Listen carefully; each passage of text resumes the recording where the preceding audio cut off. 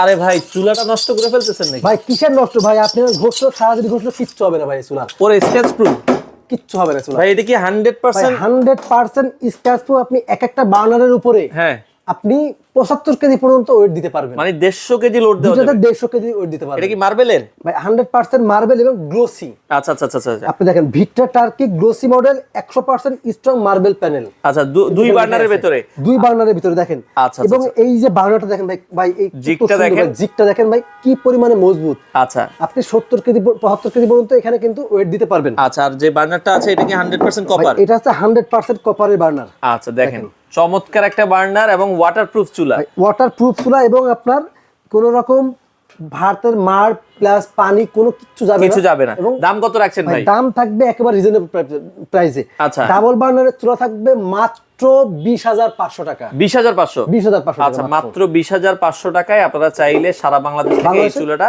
নিতে পারবেন।